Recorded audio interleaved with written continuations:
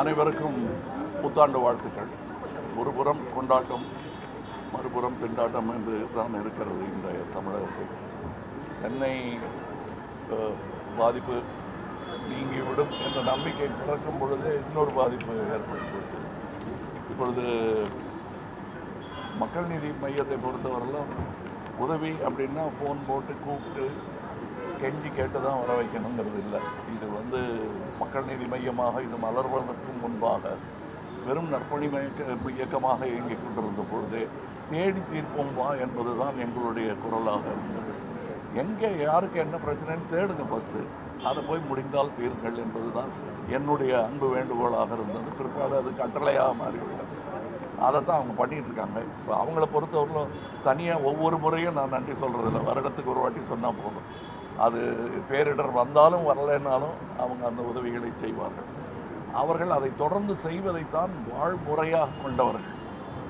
அவங்களுக்கு அது டெய்லி நான் தேங்க்ஸ் சொல்ல வேண்டியது இல்லைன்னாலும் அவங்க எப்படிப்பட்டவர்கள் என்பதை எப்போவாவது ஒரு முறையாவது உங்களுக்கு அறிமுகப்படுத்த வேண்டியது என்னுடைய கடமை. அதைத்தான் நான் இப்பொழுது செய்து கொண்டிருக்கிறேன். முதற்கட்டமாக தூத்துக்குடியில் உள்ள மக்களுக்காக ஒரு 12 லட்சம் ரூபாய் மதிப்பிலான நிவாரணப் பொருட்கள் வழங்கப்பட்டன. இதை திருநெல்வேலி மண்டல செயலாளர் டாக்டர் பிரேம்நாத் முன்னின்று ஒருங்கிணைத்தார்.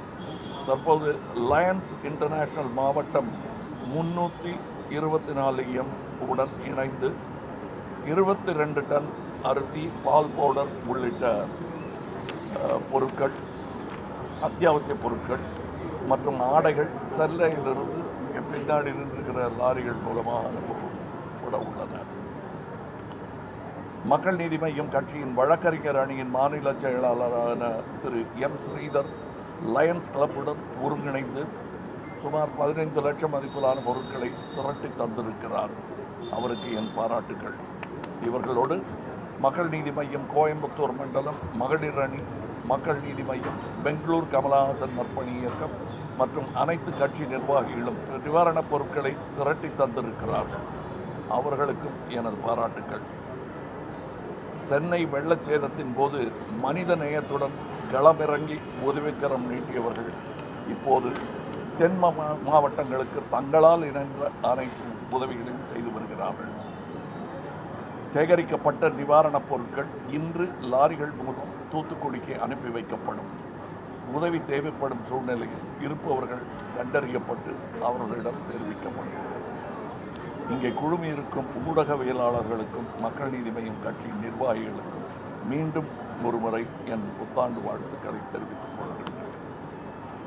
இதில் என்னுடைய சகோதரர்களுக்கு நான் சொல்லிக்கொள்ளும் விஷயம் என்னவென்றால் பல முறை நான் பிக் பாஸ்லையும் சொல்லியிருக்கேன், இங்கேயும் உதவி பண்ணும்போது ஓடி போய் தடுக்கி விழுந்து உதவி பண்ணாமல் நம்ம ஸ்டெடியாக நிற்கணும். உதவிக்கு போகிறவங்களே தடுக்கி விழுந்துடக்கூடாது. அதனால் நீங்கள் உதவிக்கு போகும் பொழுது உணர்ச்சியை விட திட்டமிடுதல் அதிகமாக இருக்க வேண்டும். ஒரு இடத்துல போய் காசை தூக்கி போடுறதுங்கிறது இவங்க கிரியேட்டிங் அ ஸ்டாம்பீட். ஒருவர் மோதிக்கொள்வாங்க. அவங்களுக்கு இருக்கிற பதட்டத்தில் ஒரு விபத்தை நீங்கள் உருவாக்குகிறீர்கள். அந்த மாதிரி பண்ணாமல், அதனால தான் இவ்வளோ தாமதமாகுது. ஏற்பாட்டுடன் அங்கே செல்ல வேண்டும். ஏன்னா இந்த உதவி கட்சி வரைகோடுகளுக்கு அப்பாற்பட்டது, மனிதநேயம் சார்ந்தது.